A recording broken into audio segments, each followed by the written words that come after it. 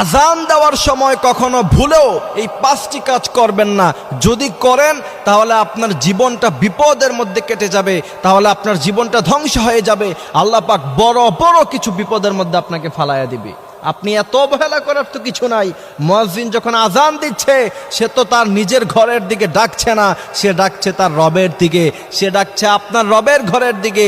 সুতরাং আপনি অবহেলা কিভাবে করছেন? আপনার মনিব যখন আপনাকে ডাকে, আপনার প্রধানমন্ত্রী যখন আপনাকে ডাকে, তখন আপনি কত নরমভাবে ভদ্রভাবে আপনি তার সামনে উপস্থিত হন। কোনো কাজ করা অবস্থায় থাকলে মুহূর্তের মধ্যে সে কাজ ছেড়ে দেন।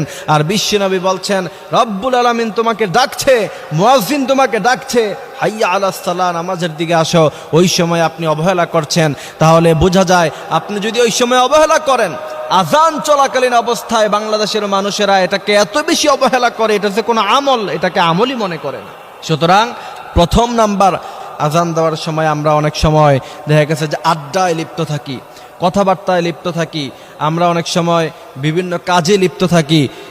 আমরা কখনো যখন আজান চলাকালীন অবস্থায় বন্ধু বান্ধব আমরা আড্ডা দিচ্ছি, এমন সময় যদি আজানের সুর আমার কানের মধ্যে আসে, অবশ্যই আপনাকে চুপ করে থাকতে হবে, আজানটা আপনাকে শ্রবণ করতে হবে।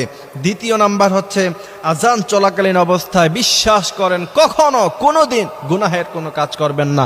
আপনি গুনাহের কাজ করছেন, আপনি মোবাইলে খারাপ ভিডিও দেখছেন, আপনি খারাপ অন্য কোনো কাজ করছেন, আপনার এই মুহূর্তে আপনার আজান হচ্ছে, বিশ্বাস করেন ওই সময়ে যদি আল্লাহর ভয়ে আপনি গুনাহের কাজ থেকে বেঁচে থাকতে পারেন, এতটুকু ভয়, এতটুকু গুনাহ থেকে বেঁচে থাকার জন্য আল্লাহ পাক আপনাকে জান্নাত দিয়ে দিতে পারে।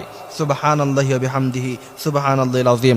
এই জন্য অবশ্যই গুনাহের কাজ তো করা যাবে না, কিন্তু বিশেষ করে আজান দেওয়া অবস্থায় আজানের সম্মানার্থে হলেও আপনাকে গুনাহ করা বন্ধ করে দিতে হবে।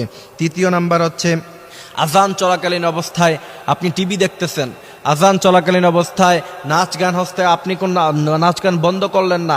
আজান চলাকালীন অবস্থায় খেলার মাঠে খেলা হচ্ছে, নামাজের স্বার্থে আজানের সম্মানার্থে আপনি নামাজ পড়েন আর না পড়েন, কিন্তু সম্মানার্থে আপনি জাতীয়ভাবে খেলা বন্ধ করে দেওয়া উচিত।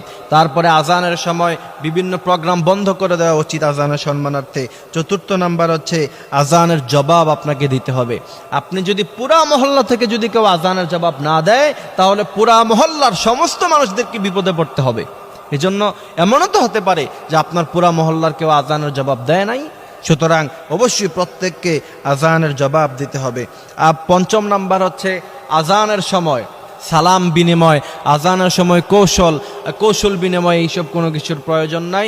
অবশ্যই আজানের সময়টাতে চুপ থাকবেন,